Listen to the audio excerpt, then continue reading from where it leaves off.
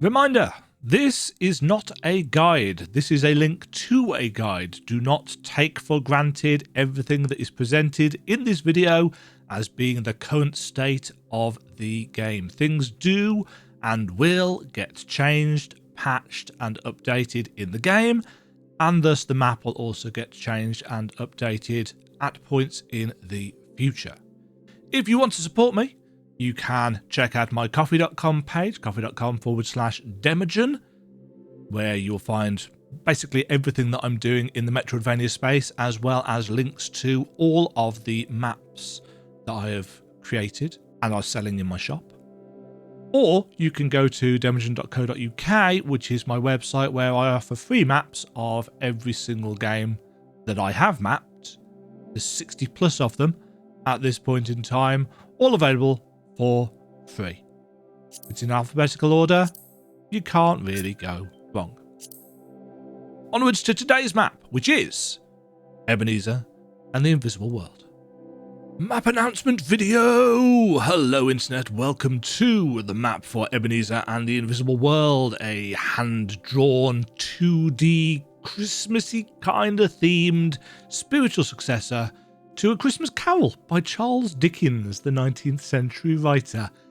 And if you thought that was an odd sentence to have to say, yeah, you're pretty much right. But that's exactly what this game is. It is a classic metroidvania with the, what I'm calling the box and spoke or box and stick or box and stroke style map that I'm not going to say it's a common way of doing things. Ender Lily's the one that I really remember, but it is a very effective style of mapping for games where the rooms are obviously clearly built individually for maximum impact rather than, oh, they're going to fit together perfectly, because I'm pretty certain the actual size of the rooms in game don't match up, well, at least don't particularly match up to the size of the rooms on the map, but it is functional.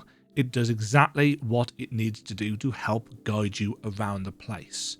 Let's take a quick zoom in and look at what we have got. So this is the city centre of London. The game doesn't technically start there. It technically starts down in Ebenezer's mansion, where you get a bit of story.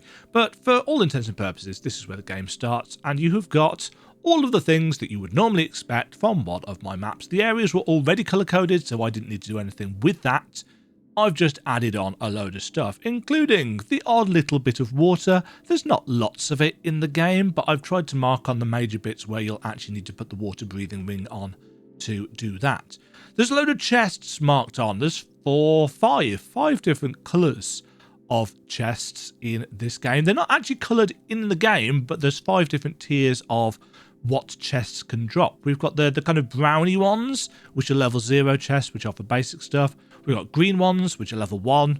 They drop level 1 resources. We've got blue chests. Have I got one knocking them out? Yeah, blue chests, which give you level 2. Purple chests, which give you level 3 resources, which is the top. And there's also these big safes that give you a chunk of cash, as well as usually some food. We've got various things marked on. Green is for quest items. Got little portraits for them. Portraits? We've got little pictures for them with green text to know that it's a quest item. They are all marked in green across the map. We've got blue for any relics or heirlooms, as they're called in game, which you can equip. We've got loads of these little white outlined icons all over. These are secret items. They are all over the place, hidden in walls, hidden in ceilings, hidden in floors. There's loads of them, and there is in the observatory a compass which points to secret materials. The descriptions for some of the things that I've got on the map are not the same for the descriptions. They're not the same as the descriptions in the game, because there was some slight issues in what I found with the translation. For example, the compass does not point to secret passages. It doesn't point to any of these heirlooms that are hidden in a room, unfortunately, as is good. It points solely to these little secret hidden alchemical things, and you've got to be fairly close to get to them as well. So that's what the compass does. It's not actually as amazing as I thought it was going to be for something that we get so early in the game. We've got NPCs with portraits with their names in yellow, as well as any quests that they start. We've got weapon upgrades or just new weapons in red. Passive ghosts that you can get which offer your metroidvania abilities. We've got their kind of light blue in colour. We have got in the red circles the attack ghosts that you can get, and there's loads of those that you can switch between, and they all do different things. We've got how to upgrade, or the materials that you need to upgrade your health in the green arrow room. We've got the materials that you need to upgrade your spirit in the blue arrow room. 20 health, 20 spirits per time for I think it's a total of 200 of each. We've got any gates that require the teleport dash ability that you get down here from Haley Hall in the observatory. We've got breakable walls that you can get through using Bruce's power. We've also got some breakable floors that you can get through using Lathan's power. Basically everything that I could find is on here. The game does not feature a percentage counter, so the only way you can check whether you've got everything is from getting all of the achievements, which I have.